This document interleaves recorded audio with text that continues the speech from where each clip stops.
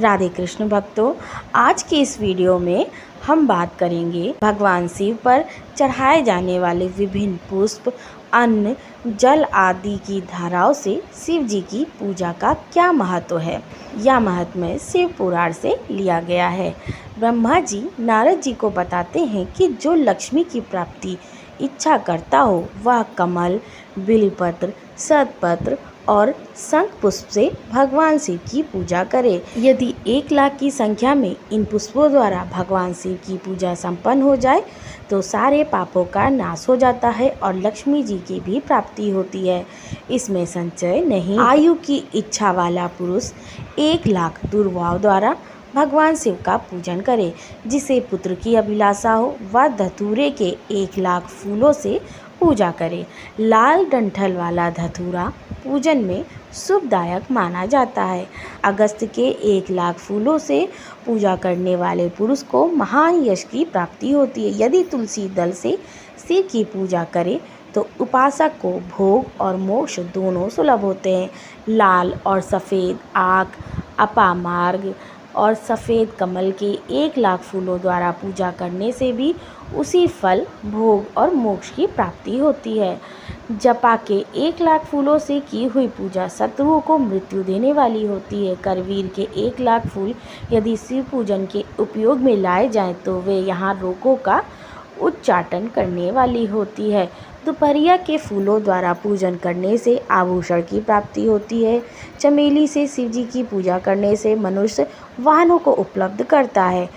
अलसी के फूलों से महादेव जी का पूजन करने वाला पुरुष भगवान विष्णु को प्रिय होता है। समी पत्रों से पूजा करके मनुष्य मोक्ष को प्राप्त करता है।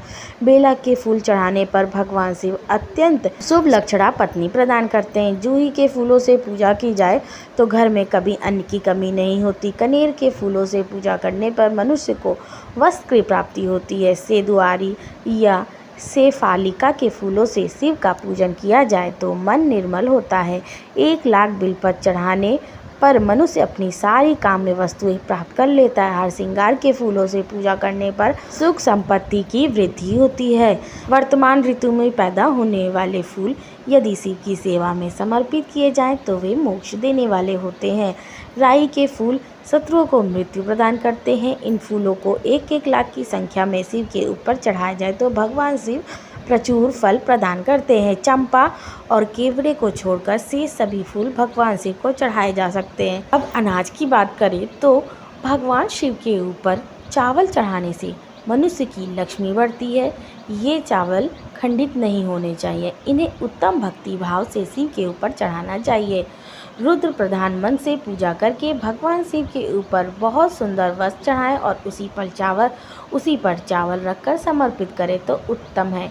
भगवान शिव के ऊपर गंध, पुष्प आदि के साथ एक श्रीफल चढ़ाकर धूप आदि निवेदन करें तो पूजा का पूरा फल प्राप्त होता है। तिलों द्वारा शिव जी को 1,00,000 आहुतियाँ दी जाएं अथवा 1,00,000 तिलों से शिव जी की पूजा की जाए तो वह बड़े बड़े पातकों का नाश करने वाली होती है। जौ द्वारा की हुई शिव की पूजा स्वर्गीय सुख की वृद्धि कराने वाली है, ऐसा ऋषियों का कथन है। गेहूं के बने हुए पकवान से की हुई शंकर जी की पूजा निश्चय ही उत्तम मानी जाती है। यदि उससे 1,00,000 बार पूजा हो जाए तो संतान की वृद्धि होती है। यदि मूंग से भगवान शिव की पूजा की जाए तो भगवान शिव सुख प्रदान करते हैं।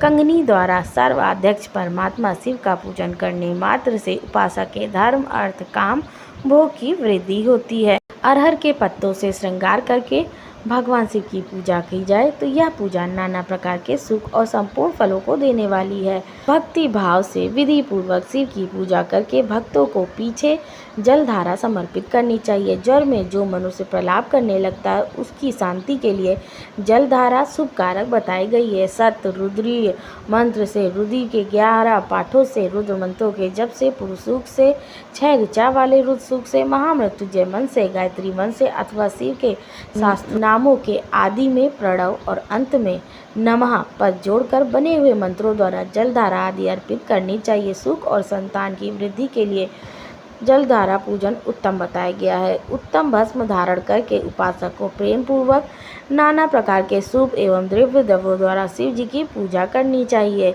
और शिव पर उनके सहस्त्र नाम मंत्रों से घी की धारा चढ़ानी चाहिए। ऐसा करने पर वंश का विस्तार होता है, इसमें संशय नहीं। इसी प्रकार यदि 10,000 मंत्रों द्वारा शिव की पूजा की जाए तो प्रमेह रोग की शांति होती है और उपासक को मनोवांछित फल की प्राप्ति होती है। कोई नपुंसकता को प्राप्त हो तो वह घी से शिव जी की भली भांति पूजा करे तथा ब्राह्मणों को भोजन कराए। साथ ही उसके लिए मुनीश्वरों ने प्रजापत्य व्रत का भी विधान किया है। यदि बुद्धि जड़ हो जाए उस अवस्था में पूजक को केवल शर्करा मिश्रित दुग्ध की धारा चढ़ानी चाहिए। ऐसा करने पर उसे बृहस्पति के समान उत्तम बुद्धि प्राप्त होती है। सुवासित तेल से पूजा करने पर भोगों की वृद्धि होती है। यदि मधु से शिव जी की पूजा की जाए तो राज यक्षमा का रोग दूर होता है। यदि शिव पर ईख के रस की धारा चढ़ाई जाए तो वह संपूर्ण आनंद को प्रदान करने वाली होती है। गंगा जल की धारा तो भोग और मोक्ष दोनों फलों को देने वाली है। ये सब जो धाराएं बताई गई हैं इन सब को महामृत्युंजय मंत्र से चढ़ाना चाहिए। उसमें भी उक्त मंत्र का विधान 10,000 जप करना चाहिए और 11 ब्राह्मणों को भोजन कराना चाहिए। आशा है आपको ये जानकारी पसंद आई होगी। वीडियो पसंद आई हो तो वीडियो को लाइक शेयर एंड सब्सक्राइब करें। जय श्री कृष्ण।